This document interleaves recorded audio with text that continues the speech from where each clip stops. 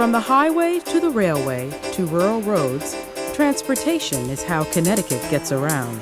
Every resident of the state, in one way or another, uses our transportation system. Transportation is at the heart of a state's economy. It's at the heart of our quality of life. Next, a look at the past, present, and future of transportation in Connecticut. From here to there.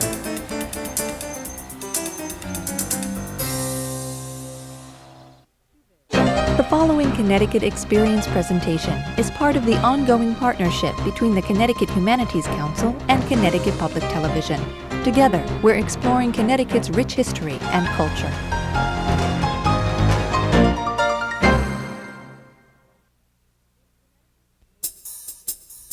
In Connecticut, nearly all roads lead to the suburbs. The car is absolutely essential for enjoying the fruits of American life. In a sense, a driver's license is our passport to citizenship. Without a driver's license, you're really no one. But the rush to the suburbs has led to a slowdown on Connecticut's roads. Although our population is not growing very much at all, the number of trips that we're taking cumulatively is growing very significantly, and the length of those trips are growing.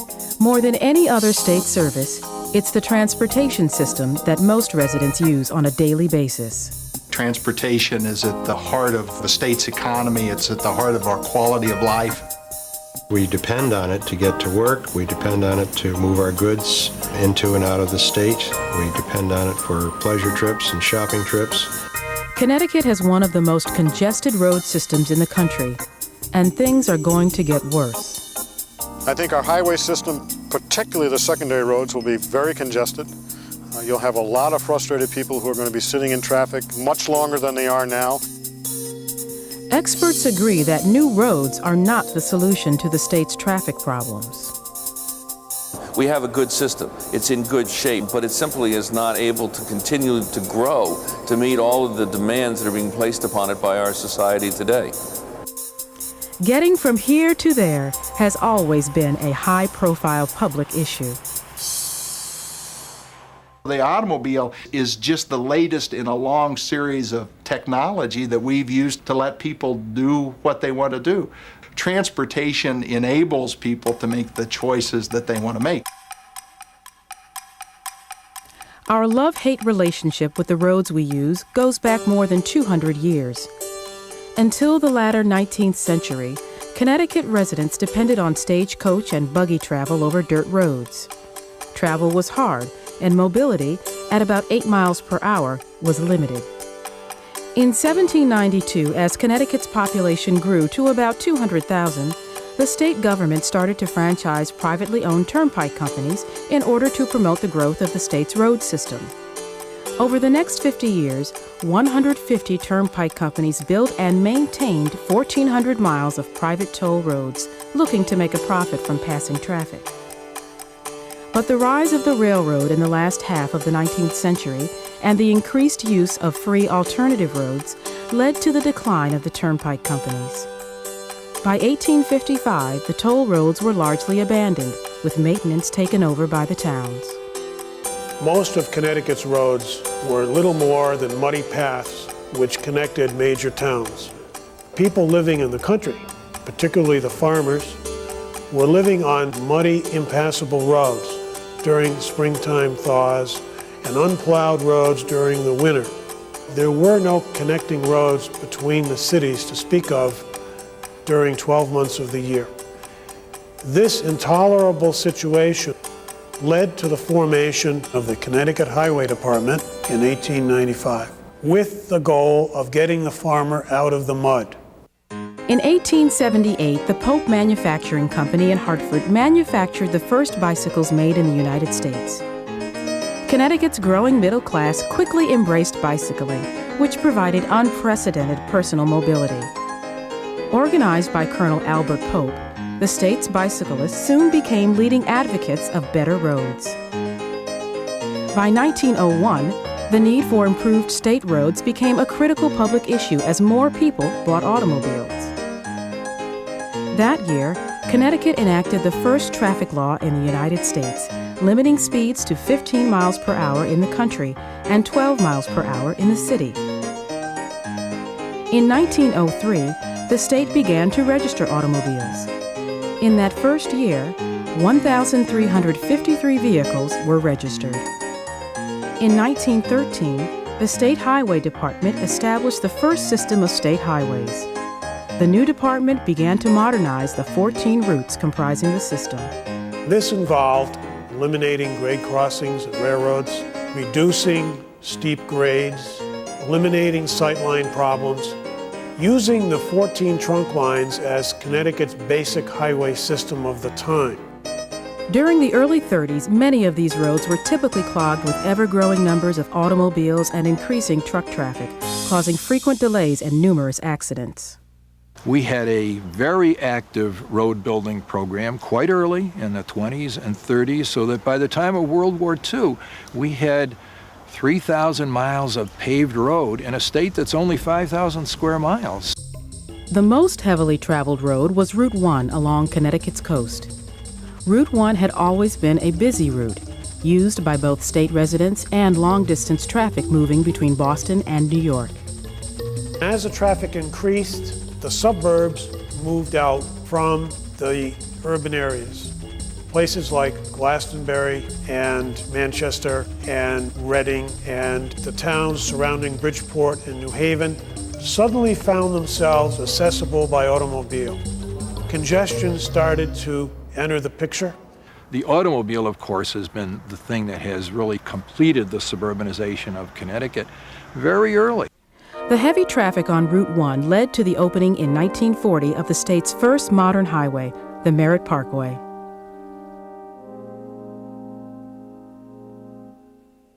We have had but one endeavor, and that has been to do the best that we could for the state of Connecticut. We came out for the Merritt Parkway, which is completed, and for rural roads, which are being constructed in every part of the state. The Merritt Parkway was acclaimed as one of the most beautiful highways in America. After World War II, both the urban population and car ownership significantly increased. Massive federal and state highway programs financed the construction of new highways and the upgrading of secondary roads. New and better roads further increased mobility, allowing more state residents to move to towns farther out from the cities. The biggest post-war road project was the construction of the Connecticut Turnpike in 1958. As soon as the movement to the suburbs after the Second World War took off, Connecticut embarked on the greatest suburban support program that any state has seen.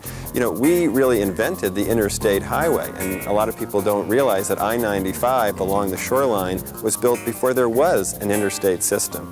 It was incorporated in afterwards. That's why we had tolls. That's why there's so many exits on it, because in fact it was designed for people to commute from the suburbs along the shore into the cities.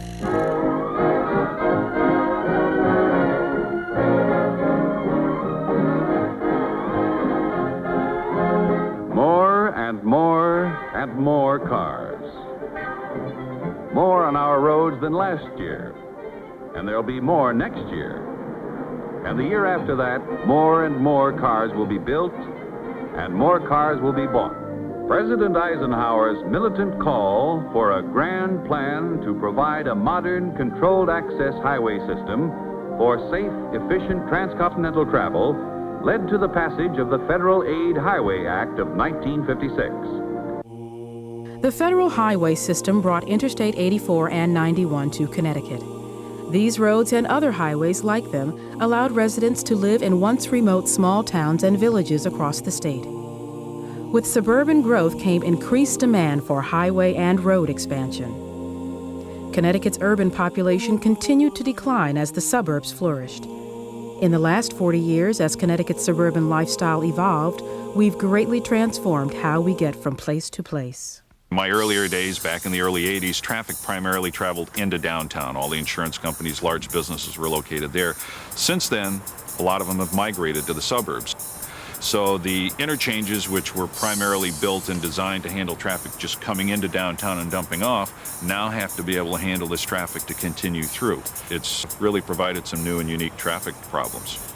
We have seen a tremendous growth in the mobility of people. We've seen a tremendous growth in where they go. The old spoke and wheel system from outlying areas into the center city to work has basically disappeared in favor of people going from one suburb to another suburb or transversing through various communities. Husbands and wives now typically work at 2 jobs. On the way to work, we're dropping off our dry cleaning, we're dropping off the kids at daycare or at school, and coming home, we're picking up a bite to eat at a convenience store and running a lot of other errands in midday. So what we would refer to as trip chaining, linking up multiple trip purposes, you can see the bias it starts to lend toward the automobile and toward a system that's able to respond to our functional demands. The number of vehicles registered in Connecticut has steadily increased at a rate much faster than the amount of road mileage in the state. People have their cars for a reason. We have 2 career families. We have had for many generations land use policies favoring the single-family home. We are the oldest populated part of the nation, therefore we have land that's been developed forever. You don't have a lot of choices about where you're going to put certain kinds of facilities any longer. The car is the way. The overwhelming majority of people are going to go to work, and going to work alone is going to be the way the overwhelming majority of people go. It doesn't help us to call those people bad. They are merely coping based on the choices available. I got my car in 1962. I paid $300 for it. It is a lot of fun just driving the car whenever you can put the top down. We are members of the Connecticut Area Classic Thunderbird Club, and we all love our cars! What's the first thing a 16-year-old kid wants? His driver's license. Go by every house in the suburb. You tell me if you see 1 car, if you don't see 2 or 3 cars. We have a love affair with our automobile. That's our bit of independence. We want to be able to jump into that vehicle, drive to our place of employment, whether it's an office or a shop, a factory, and we want to be able to park as close as possible to the front door there. And then comes 4:30 or 5 o'clock, God forbid we should have to wait the carpool with somebody and take them home. Since 1973, highway travel in the state has increased by 84%, while the total road system has increased by less than 3%. The result is spreading congestion and more frequent delays. The state of Connecticut has about 20,000 miles of roadways, of which about 4,000 miles of that is state highways. And we really monitor the traffic that's on the state highway system itself. About 20% of those miles are under congested conditions, which primarily occur during the peak hours, commuting hours, either in the morning or in the afternoon. We anticipate about a 20 to 30% increase in vehicle miles of travel in Connecticut over the next 20-year period. Clogged roads create pollution, cause more accidents, and hurt state economic development as it takes longer for people and goods to get to their destinations. The worst traffic snarls and tie-ups in the state take place in the Connecticut Turnpike corridor from New Haven to the New York state line. I-95 opened in 1965 as a toll road with the $464 million cost financed entirely by the state. Today, about 30% of the roadways within the I-95 corridor are over capacity, with the congestion level projected to increase up to 55% in the next few years. I-95 itself is at 180% of the rush hour capacity for which it was designed. The congestion problem means that we now measure distance in Fairfield County in minutes, not miles, that more people listen to the traffic report than the weather report, and that typical commuter taking a 19-mile trip, for example, from Fairfield to Stamford will expect to spend during rush hour from 45 to 55 minutes on a day without rain or accident. That's a problem. Our studies have indicated that peak hour problem, which now extends for 3 hours in the morning and 3 hours at night, plus or minus, by the year 2010 is going to extend all day long. We're going to be looking at a 12-hour-a-day peak hour. We're going to be looking at the same kind, albeit a couple of years beyond that, in the Hartford area. So what we're looking at is a tremendous increase in the volume of traffic that our system simply cannot adjust to. And there is no way that we can build our way out of the problem. We cannot build new highways to keep up with this kind of a demand. In the capital region, the 84 West Corridor has also experienced major growth and serious traffic problems, with about 155,000 vehicles a day using the highway from Hartford to Waterbury. In 1997, the State Department of Transportation began a lengthy planning process involving municipalities and agencies to determine how best to improve the overloaded corridor. This April, in a reversal of its historic role in building new highways as a solution to traffic congestion, the DOT ruled out adding a fourth lane to I-84. The environmental, social impacts of those major highway construction projects just are not acceptable anymore.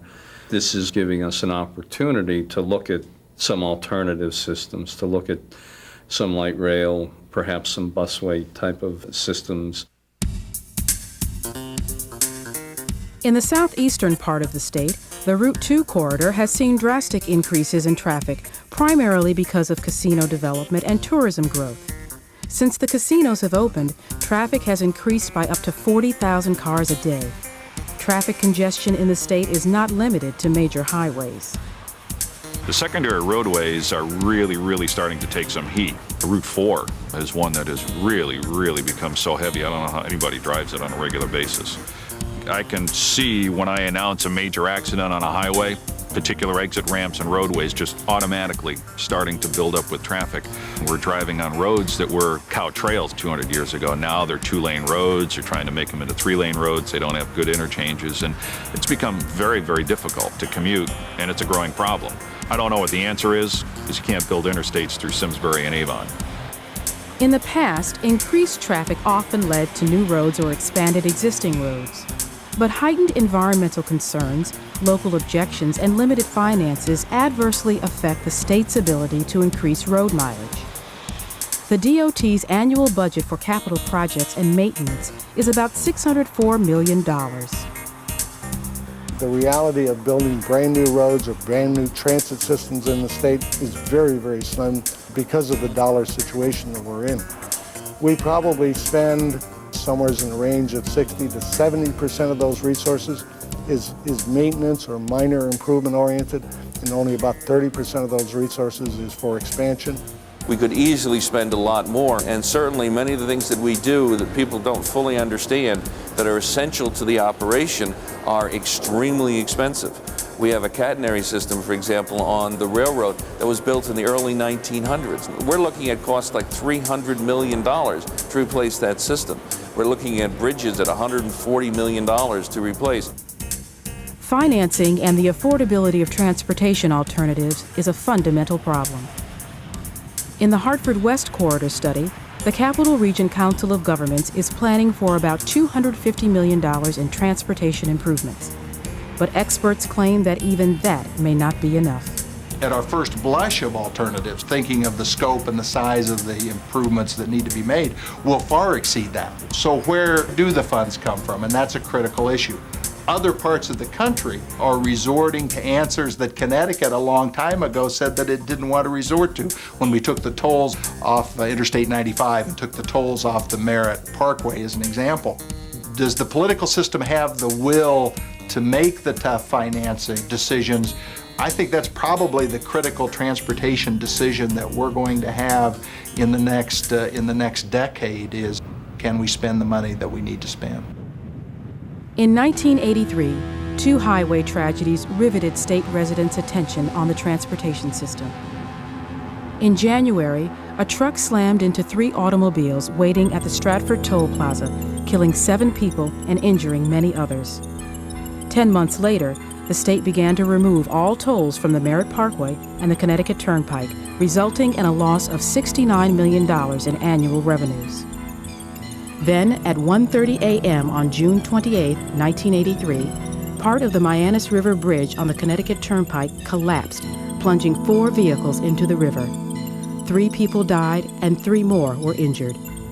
With the collapse of the Mianus River Bridge back in '83, we established a major infrastructure renewal program, which provided dedicated revenues, specifically the gasoline tax, car registration, license fees, et cetera, that would be specifically used to improve the transportation system, both highway and transit within the state. Here we are, 15 years from its inception, and we've spent probably close to $10 billion on that system to do improvements to both our roadways and our transit system. So that improvement has to continue.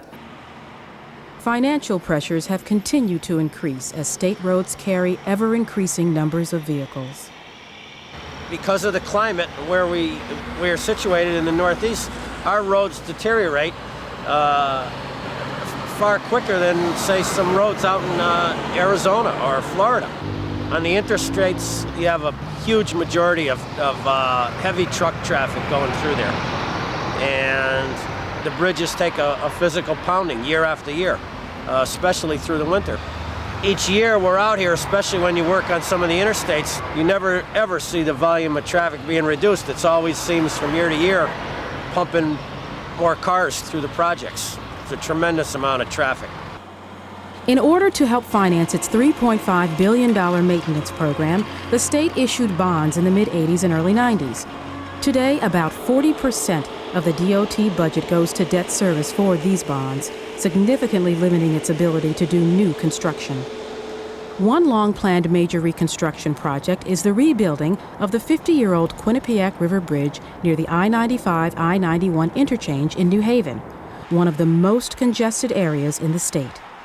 Estimated construction costs for the project range from $800 million to $1.5 billion.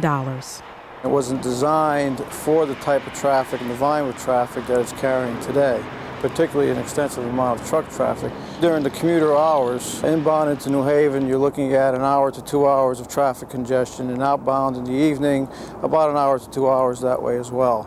And the traffic, if there's a breakdown in particular, since there are no breakdown areas on the bridge, traffic can be backed up for miles, so it's just a simple problem on the bridge. All transportation projects undergo a complex and time-consuming planning process. The state DOT began a 10-year study of the Quinnipiac River Bridge in 1989. You need a number of approvals on the federal level, on the state level, as well as coordination with local governments to ensure that what you're doing is not going to have a disastrous effect on the neighborhoods. As far as number of agencies, there's probably 50. So it's the full gamut from federal, state, and local. After a 5-year design phase, reconstruction of the Q Bridge and its surrounding highways is likely to begin in 2004 and continue for 12 to 15 years. Plans are being made to cope with potentially massive traffic disruptions during construction. The state transportation agenda has always been greatly influenced by federal funding. Since 1992, the annual federal transportation grant to the state has averaged about $350 million. Congress recently passed a record-breaking transportation bill that will increase the state's grant by about $58 million to $408 million a year. The state's gas tax, the highest in the country, generated $504 million in the last year. After a 3-cent reduction in 1997, the state legislature further cut the unpopular tax by another 4 cents to 32 cents per gallon, effective July 1998. This year's reduction means $53 million less a year for the state transportation fund. Surplus state tax revenues and the increased federal grant will replace the lost revenues. Availability of financing is not the only factor limiting new construction. I don't think you're going to see very many new roads built in the state. Environmentally, socially, I think it's going to be very difficult to get those through the process. What you will see is relatively minor safety, capacity improvements to the existing facilities. You'll see some innovative management techniques used to try to improve the flow of that traffic, to get the people to use a different mode of travel, whether it's a bus, whether it's a rail, whether it's riding together. The I-95 corridor from New Haven to the New York state line has what is referred to as incident management within the corridor. The whole corridor is monitored by TV cameras. We have a control station down in Bridgeport which monitors that. We have signs up on the roadway, variable message signs, where we can direct traffic around any accidents or any incidences that occur We also have the same type of a system up in the Hartford area. On I-95, the Merritt, and Route 1, the DOT has a goal of reducing rush hour traffic congestion by 10% within the next 5 years. That fine-tuning of the system is the first thing that we always want to do. But there's sections of the state where that's probably not going to be enough. Southwestern Connecticut, the Hartford area, southeastern Connecticut, New Haven, other areas of the state where demand is exceeding even the ability of the existing system to handle it. We're going to get at improved conditions by better management of the capacity we have. The only way to manage capacity effectively is to rethink transportation as a consumer service, not as a physical fact of concrete and steel. What we have to do, therefore, is give people choices that don't force them to live substandard lives or to give up things they already have. So what we need to do instead is to maximize choice. Give people financial incentives to choose another way or another time to go to work.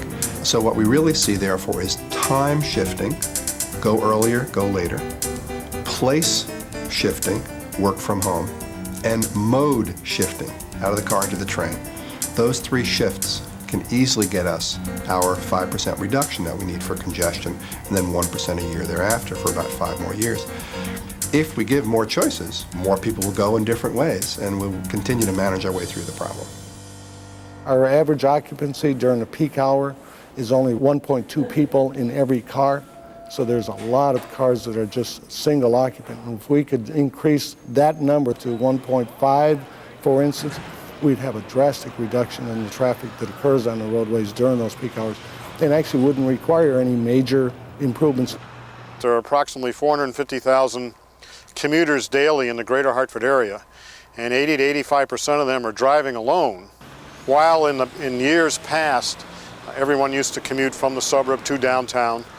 Now about 85% of those commuters go suburb to suburb, which makes it very difficult for non-automobile systems to meet their needs because there is insufficient density for transit in particular.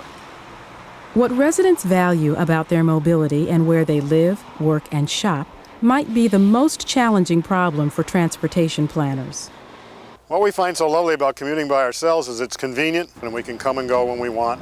And we're very happy if we can park next to the desk for free. If we have to start paying for parking, we're not so happy. If we have to walk from the car to a place where we work, we're not so happy. But we're still probably more happy than if we had to be sharing the ride.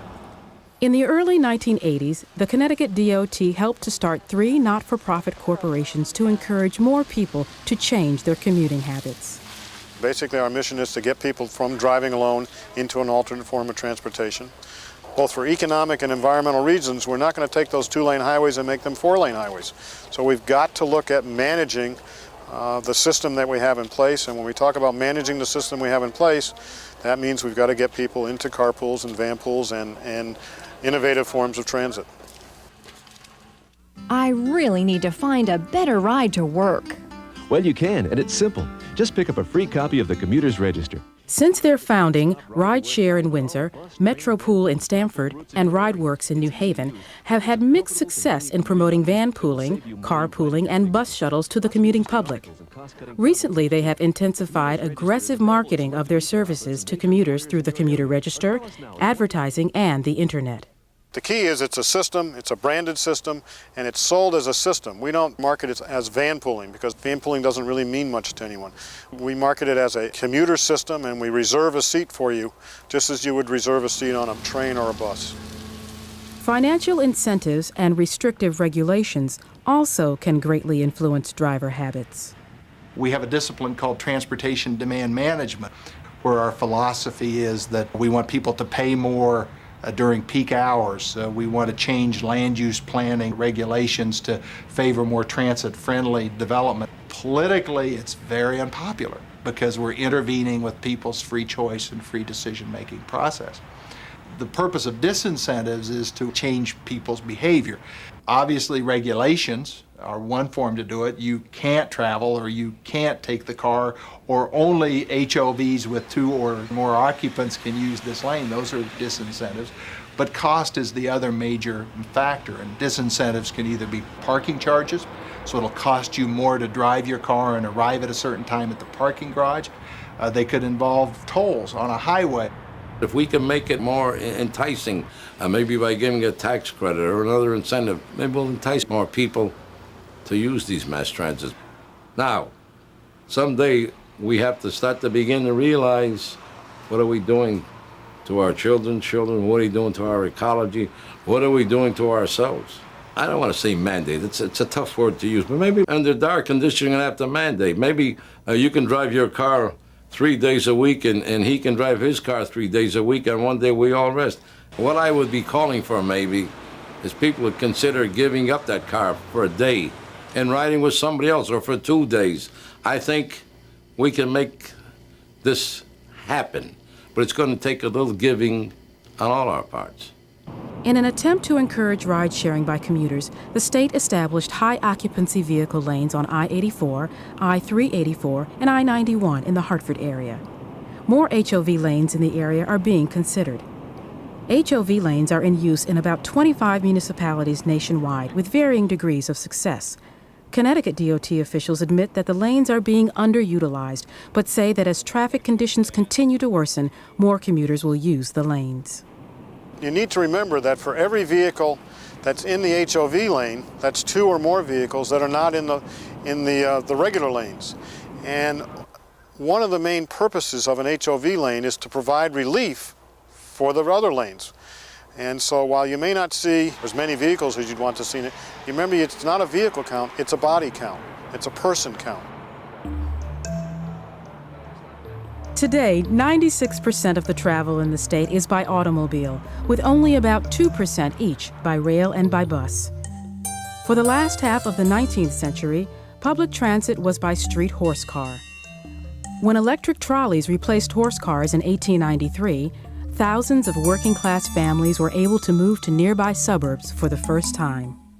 Real estate developers who knew where the lines were heading often bought up the land and created subdivisions in advance of the line even. So there were great profits, of course, to be made in suburban subdivisions even then. Americans loved the trolley car. Thought it was a great thing. But then the car came along, and then they remembered all the things they didn't like about the trolley. They were crowded oftentimes at rush hour or whenever you really needed to take one. Of course, there's also the inconvenience of having to go on someone else's schedule and only go between certain points. The car offered an incredible amount of freedom and privacy compared to that. But I think more or less the public simply made it clear that they preferred the car and they wanted the government to get into the road building business. The trolley system spurred the golden age of the city. Streetcar railway tracks emanated out from the central city like spokes on a wheel. As the automobile grew in popularity, more and more former city dwellers moved to the suburbs, but still remained connected to the city. They did some studies in the 30s on traffic patterns in Connecticut, and they were astounded to find that most of the traffic around the major cities in Connecticut were in and out. People were still working downtown in the business district. They were still shopping down there. And it created tremendous problems for Connecticut cities. It changed the whole nature of the street. Instead of it being an extension of the sidewalk, it became a conduit to move traffic. And now it is so easy to turn your back on the city because the things you used to have to go to the city to get for shopping or for employment have also gone to the suburbs. So most people can turn their back on the city without any ill effects to their lives. As dependence on the automobile has increased over the years, there has been a corresponding decline in public transportation systems, leading to hardships for some. In Connecticut, 124,000 households, or 10%, do not own an automobile. We're so spread out now. You know, the buzzwords that we use: sprawl, suburbanization, decentralization, the outer city, the edge city, slurbs, rural-urban fringe. I mean, we're so spread out that it makes it very difficult to provide mass transit systems that will be available to everyone. Only 6% of the people on welfare have an automobile. If these jobs are out in the suburbs, how do they get to these jobs? You know, it's easy to take a bus and get out to a mall at 10 o'clock in the morning. If you're coming home at 10 o'clock at night, it's not so easy. The bus system follows the same patterns as the old trolley systems. It's all based on Center City and getting people the spoke and wheel system. We're now engaged in a major study to take a look at whether or not we can and how should we change the system to meet the demands of people today. Unlike other states where regional and local municipalities help fund mass transit, operating costs for public transit in Connecticut is almost wholly funded by the state. About 40% of the State Department of Transportation's $298 million operating budget subsidizes the state's 2 commuter rail services and 20 bus transit service providers. There's no municipal support. There's no regional support. And the state, I think, reaches a point where it says, well, if you want to do these things, you're going to have to start anteing up. And so far, this region has not chosen to do that, nor has any region in Connecticut. Transit will simply not make money. There's always going to be a subsidy.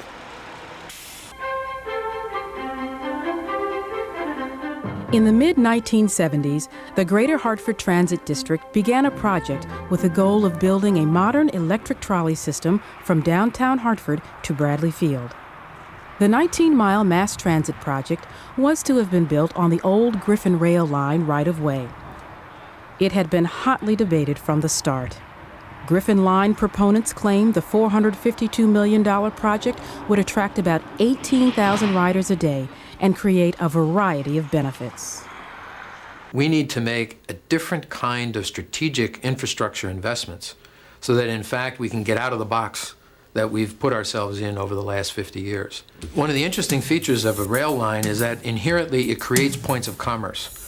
Wherever the community chooses to have a station means that people are going to walk there, they're going to ride their bike there, the bus stops are going to be established there, and there'll be some park and ride facilities at that point of commerce, and it really creates a whole new inviting investment environment for real estate developers. It's complicated. It costs hundreds of millions of dollars, and it takes years simply to do the preliminary planning, let alone the engineering, design, and construction. But the fact of the matter is state participation is the linchpin. And unfortunately, our State Department of Transportation hasn't seen the overall value of such an investment. In April, under unrelenting opposition from the State Department of Transportation, the Capital Region Council of Governments voted to abandon the Griffin Line project, leading some to accuse the DOT of a continuing obsession with building highways at the expense of mass transit. DOT officials deny a road-building bias and cite the high cost of the project as the reason for their position. That corridor is not a major corridor of congestion. It would be very difficult for us to allocate scarce federal and state resources to that particular corridor. While I can salute the idea, I find it difficult to justify the economics, even for someone like myself who is a strong proponent of public transportation. DOT support for commuter train travel along the shoreline has been substantial. In 1985, the DOT and the Metropolitan Transit Authority of New York jointly created the Metro-North Commuter Railroad. Today, about 90% of Connecticut's commuters to New York use the train. Right now, we have probably the largest, close to the largest and most successful rail line in the country in Metro-North, the New Haven line. We have 28,000 people a day traveling on that line, and we lose $26 million a year. That's the subsidy. Every time a passenger gets on Metro-North, it costs $1.90 state subsidy to subsidize their operation. In 1990, the state started a second commuter rail service, the Shoreline East, providing service between New London and New Haven. The line carries about 600 commuters daily and is subsidized at $5.5 million a year. The subsidy that's from the taxpayers on Shoreline East is more than $16. So every time someone gets on that train, the taxpayers are subsidizing it to the effect of $16. We have got to do things to increase the number of riders on that road to make it viable for the long term. 2 weeks after the death of the Griffin Line proposal, the DOT announced that they were rejecting widening I-84 in favor of other options, including HOV lanes, enhanced bus service, or light rail mass transit. Economic development typically follows transportation improvements. In 1999, Amtrak plans to initiate high-speed train service between Boston and Washington, leading some to predict related development and greater demand for housing in state coastal cities and suburban towns along the line. Increased mobility leads to increased suburban development. The most rural parts of the state have become more susceptible to change as sprawl reaches more Connecticut towns. The reason we have suburban sprawl and now rural sprawl is because we built a significant highway system at tremendous public subsidy, put the access out there, and then allowed the development to take place on a helter-skelter basis along those highway corridors. And so we don't have real density to support at this point other alternative forms of transportation which require density to be successful. I think that we either have to decide that we're going to move towards a development pattern that allows both walking and alternate means of transportation, or we're going to be sitting in traffic much, much more than we are now, and much, much more than we ought to or want to. Suburban drivers and their many destinations present the biggest challenge to transportation planners. Without a significant change in residential and commercial development patterns, congestion will continue to grow, and suburban sprawl will further threaten the loss of the state's historic character. It's a land use decision first and then a transportation decision. What we have done in this country is we create a residential zone, we create an office zone, we create a manufacturing zone, we create an industrial zone, and they're apart. We need to begin thinking about in terms of getting away from the separatism of land use and begin to have land uses that are next to each other, interwoven with one another, so that you have choices. You don't have to get in your car to go to work or to go shopping or to go to a movie or to go to a playground. Probably the ideal from a transportation standpoint would be to have certain areas that would be very high concentration of employment, high concentration of residences, that kind of a thing. If that could occur on a regional basis, a county type basis. We do have regional planning agencies that attempt to do that, both from a transportation standpoint and a development standpoint. They've had limited success with that. Transportation issues are increasingly the focus of regional groups composed of local governments. Land use, planned growth, and transportation are among the regional group's biggest challenges. Those decisions are primarily made by town planning and zoning commissions. And that's a very closely cherished job. They don't want to give that up to anyone else. People want to respect each other's borders, but sometimes the zoning is different historically along a border, and it's harder to make it as compatible as it would be if the zoning was similar. Individual communities essentially rely on property taxes, so that communities tend to chase what they would consider desirable development, manufacturing plant, an office building. Municipalities willing to dance with the market will create development sites that may or may not be the best for the region. In late 1996, 11 environmental, business, and civic planning organizations based in towns from Brantford to Greenwich organized into a group called the Coastal Corridor Coalition, with a common recognition that congested roads were threatening the economic and environmental health of coastal Connecticut. It's very difficult because people are crazed commuters twice a day, and they are protective homeowners the balance of the time. And so we have a very strong tradition and self-image of home rule in the state. There's an aversion to certain kinds of regional solutions. On the other hand, we are seeing that the economy has become regional, that services are delivered on a regional basis. So if we can try for some regional solutions that don't require governmental structures, we will find people willing to cooperate. In the Greater Hartford region, Capital Region Council of Governments, a 29-town organization of mayors and first selectmen, regularly addresses transportation issues. There certainly is a willingness among the communities to talk among themselves. I think as suburbanization has continued to occur in this area, there is a realization that it doesn't make a lot of sense to keep duplicating a lot of public infrastructure investments, transportation being one of them. So I guess we've had some success in terms of beginning the dialogue, but I think we still have a ways to go on that. And I think the conversations that we facilitated have made those communities take a real hard look at the way they function, the way they allow development to occur, and the real impacts of that development. The typical suburban lifestyle requires a car. Getting people to change how they live, work, and travel is acknowledged by all to be extremely difficult, if not impossible. Well, I think realistically, people are going to continue to expect to be able to drive to wherever they want to go, and it's going to become increasingly difficult. But I think increasingly a number of people are going to realize that they can't do what they've been doing and continue to maintain the quality of life. So I think that we're going to see, particularly in those areas such as along the coast or in the Hartford area, where there is sufficient number of people, we're going to see an expansion of our public transportation system. Maybe we should think of alternative patterns, not only in land development, but also in transportation development. So the question isn't, how do we do away with the automobile? It isn't, how do we stop suburbanization? The question is, what's the next logical step in our technological evolution? And that's what we're struggling with around the state. It's going to require a fundamental change, though, in how the public thinks, what the public values, what the market requires us to provide. Can we make that change? There are a lot of professionals that think we can. Will we make the change? That's probably a matter of political will.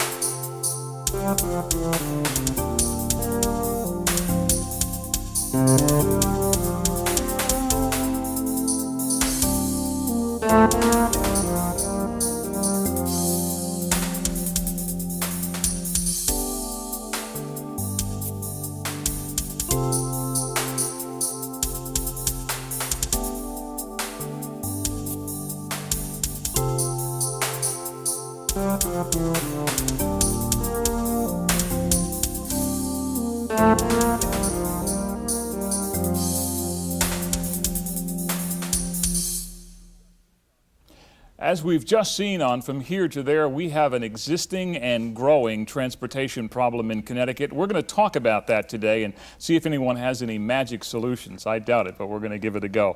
Gentlemen, a very basic question at the beginning here. From where you sit, what do you think are some of the kinds of things that might be done to get us on the road to a more open road?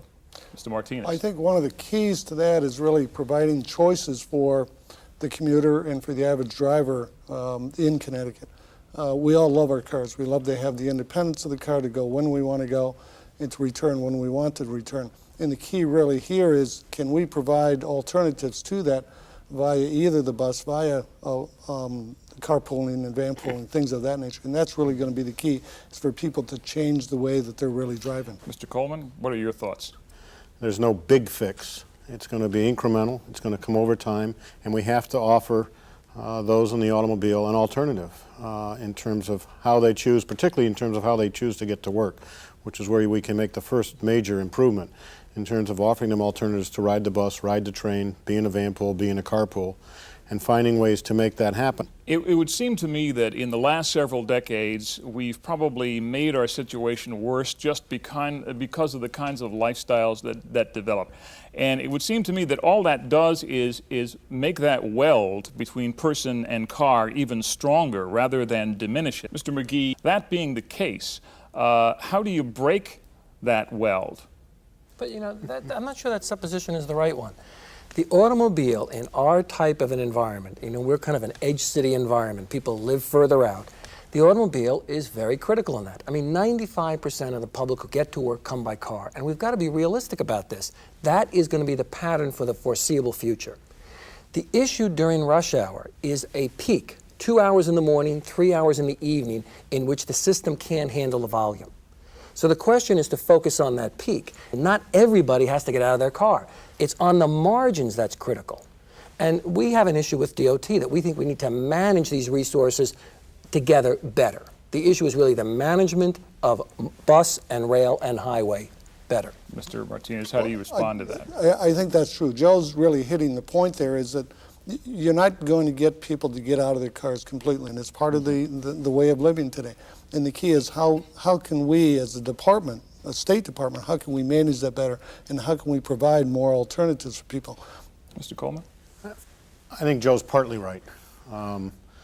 Clearly, we're not going to give up our cars. And the focus has to initially be on the commute trip. That's where we can make a difference. But at the same time, we all know that if we do nothing and we let the present trends continue, the premise that's set forth in the program is absolutely correct, that the rush hour or rush 2 hours will become a rush 12 hours. And we also all agree we're not going to be able to build ourselves out of our present situations. Let's talk about the place where most people are going in creating the problem, and that is to work. I found it fascinating during the program that mention was made of we have to change some elements of the workplace. There's no question. I mean, typically we blame DOT.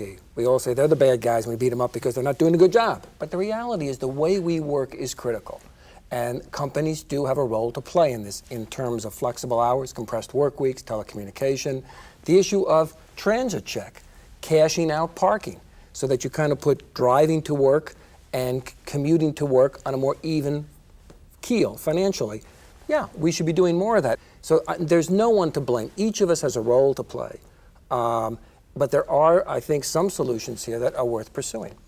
And I think the key, like Joe was saying, it's not the traditional solutions that we were used to years ago, whether it's more roads or more buses or more trains. I think there's a number of new kinds of things that really have to be looked at that'll save the trip and keep people at home or do alternate hours of work is going to help us quite a bit. Here's the issue we have.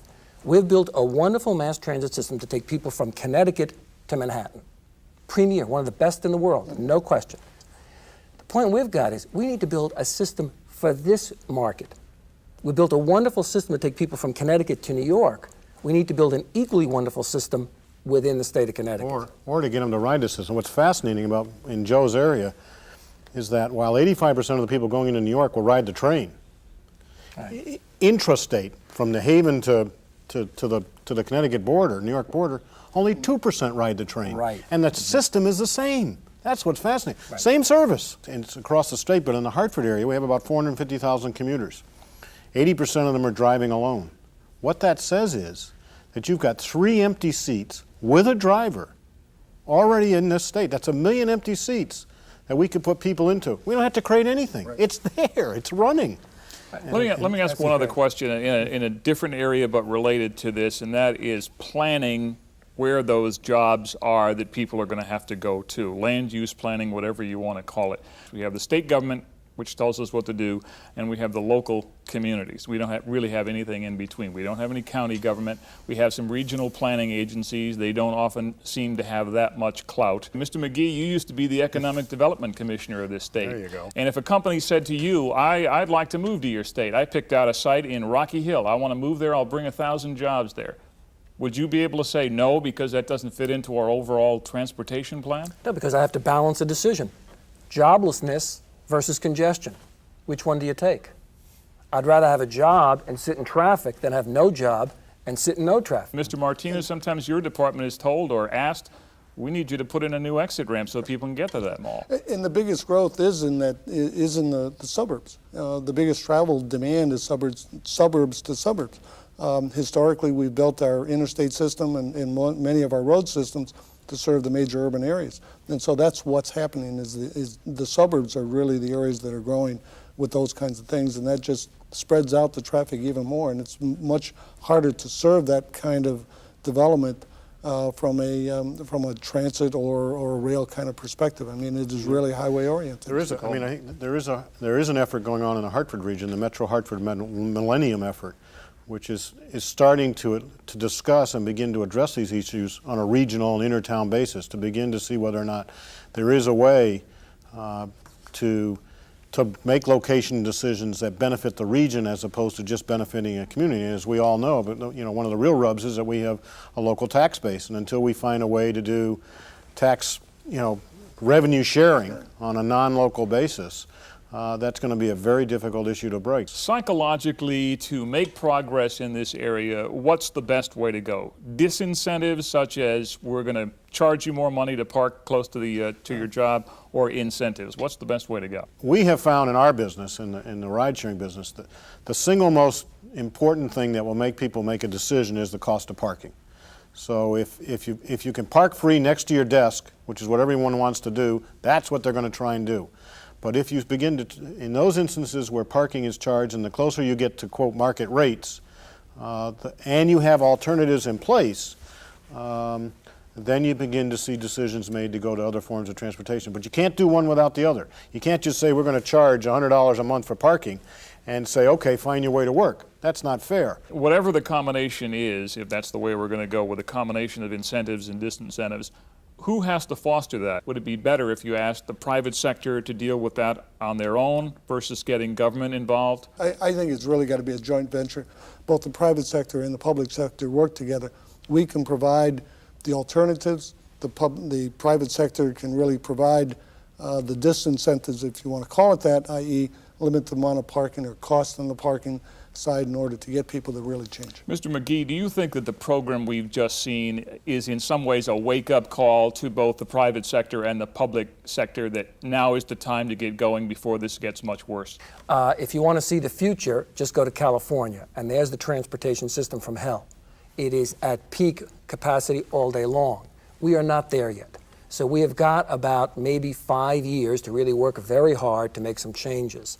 And I would just add, you can't ask people to get out of their car and move into mass transit if that system, if that service isn't up to snuff. If I can't park at the railroad station, there's no incentive in the world that's going to get me to take the train. So we've got some heavy lifting to do in each community to get parking available, to tie the bus and train schedules together. And I'm a strong transit advocate. But you have all these people that cry like hell, we want more transit, and yet they're not willing to do in their communities those things necessary to make transit work, i.e. put parking in place. I mean, you've got all these communities, we want to use more use of the train. We've had the argument along the 84 West Corridor. We want transit, but if you say you want a transit stop in your community or you want a parking garage in your community that would support that transit, then they say, no thank you. You can't have it both ways. I mean, if you've got to be willing to make those public policy decisions to put the alternatives in place that will support those alternatives. Are we at the point right now where politically that this would be a plus for someone to at least make this an issue to try to resolve? Or do you think politicians run away from this issue because they look at it and it's so complex and it's a no-win situation? So the most you can do is, as we said before, work the edges. These things are so complex that you tend to tick off more people at the end of the day. Every time you want to close an entrance to a highway or expand parking, you piss off some constituency. So politicians tend to shy away from it. Well, let me ask Mr. Martinez, you're on the receiving end of that. You're being told by private sector groups like Mr. McGee's as well as politicians that something's got to be done. Well, that's true, and the real issue here, is it a political solution to it? I think that's part of it, but really you've got to have the private sector involved in that. You've got to have the commuter involved in that, the person that's traveling from point A to point B. They've got to understand the issues that are there and how they can be part of that solution to help cure that. The state has to step up with either dollars or policies to carry forward with that. We have 169 towns there who each have their own individual land use controls. That's very difficult from a transportation standpoint. Mr. Coleman, I'll give you the last word.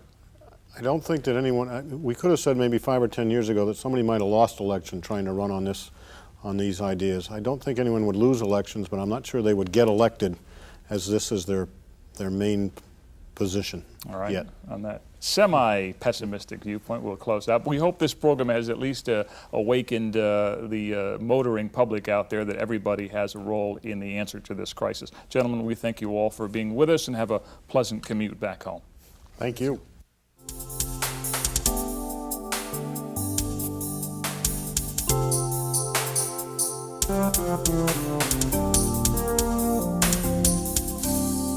Thank you.